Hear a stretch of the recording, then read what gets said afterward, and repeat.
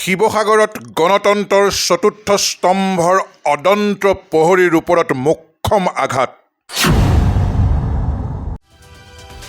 কোনে দিব সুৰক্ষা সাংবাদিকক? এই ঘটনা সংঘটিত হ'ল বুধবাৰে পুৱতি নিশা প্ৰায় 3মান বজাত শিৱসাগৰৰ তেতেলীগুৰি অঞ্চলত। গৰু চোৰৰ এটা দলৰ হাতত বেয়াকৈ প্ৰহত হ'ল বাতৰি সংগ্ৰহ কৰিবলৈ যোৱা কৰ্তব্যৰত কেইবাজনো সাংবাদিক। গুৰুতৰভাৱে আঘাতপ্ৰাপ্ত 2 সাংবাদিকক শিৱসাগৰৰ এখন ব্যক্তিগত নাৰ্ছিং হোমত আজি দুপৰীয়া ভৰ্তি কৰা হৈছে। ঘটনাত কথমপি প্ৰাণ ৰক্ষা আন 2জন শিৱসাগৰৰ জ্যেষ্ঠ সাংবাদিকৰ।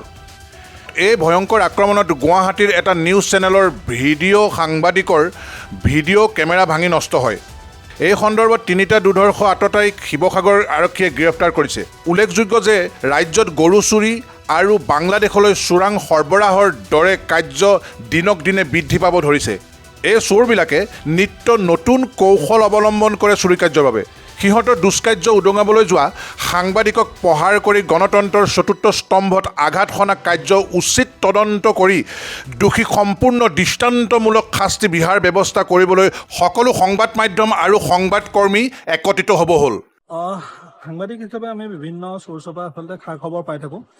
তেনে খা খবৰত আমি এটা গম পাইছিলোঁ যে গৰু চুৰিৰ এটা কাণ্ড এখন বিশেষ গাড়ীত গৰু চুৰি কৰি লৈ যোৱা হৈছে আৰু সেই গোপন সূত্ৰ পম খেদিয়ে আচলতে এখন আমি ফ'ৰ্ড ফিগ' গাড়ীৰ পিছ লৈছিলোঁ, ফ'ল' কৰিছিলোঁ আৰু এক নিৰ্দিষ্ট সময়ত গৈ শিমলুগুৰিৰ যি তেতেলীগুৰি অঞ্চলত সেই গাড়ীখন ৰৈ দিছিল আৰু পৰ্যায়ক্ৰমে আমি তাত যেতিয়া আমি পৰ্যবেক্ষণ কৰিলোঁ নিজে, তাত আমি এটা ৰঙা গৰু দেখা পালোঁ আৰু তাৰ লগে লগে আমি শিমলুগুৰি থানা ভাৰপ্ৰাপ্ত যিগৰাকী বিষয়া আমাৰ লগত ভৈৰৱ মুণ্ডা জ্যেষ্ঠ সাংবাদিক আছিল, তেখেতে জনালে আৰু আমাৰ লগত অনন্ত স্মিথ আছিলে, আসিফ আলী ভিডিঅ' জাৰ্নেলিষ্ট আৰু মই আছিলোঁ আৰু আমি ভিডিঅ' লৈ পেলাই আমি যেতিয়া পুলিচক জনালোঁ, ভিডিঅ' লৈ পেলাই ঘূৰি অহাৰ বাটতে আচলতে 3জনীয়া এক দুৰ্বৃত্ত দলে আমাক অতৰ্কিত আক্ৰমণ কৰে। আক্ৰমণৰ ফলত অনন্ত স্মিথ আৰু আসিফ আলী গুৰুতৰভাৱে আহত হয়। মই অকণমান আক্ৰমণৰ সন্মুখীন হওঁ।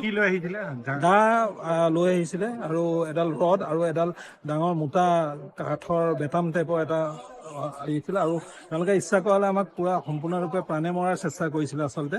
আৰু তাৰপিছত আমি ইতিমধ্যে শিমলুগুৰি থানাত এজাহাৰ দাখিল কৰিছোঁ। 3জন ব্যক্তিক ইতিমধ্যে কৰায়ত্ব কৰিছে আৰু 2জন ব্যক্তি ইতিমধ্যে আছে আৰু 3জন মানে এজন তাৰে 2জনে এজন যিজন জড়িত আছিল এই হেৰিটোত, তাত তেওঁলোকক পলুৱাই নিয়াৰ কিবা ষড়যন্ত্ৰ কৰিছিল। তেতিয়া সেই স্থানতে গৈ এখন গাড়ীৰে সৈতে তেওঁক জব্দ কৰে। অন্যহাতে যিখন ক'লা ফিগ' জব্দ সেইখনো শিমলুগুৰি আৰক্ষীয়ে জব্দ কৰে আৰু এই গোটেই সমগ্ৰ ঘটনাটো আচলতে কলিয়া নামৰ এজন ব্যক্তি ডেম্পৰ সন্মুখত হৈছিল আৰু যিহেতু তেওঁ ডেম্পৰ ব্যৱসায়ৰ লগে লগে তেওঁ গৰু ব্যৱসায়ৰ লগতো জড়িত।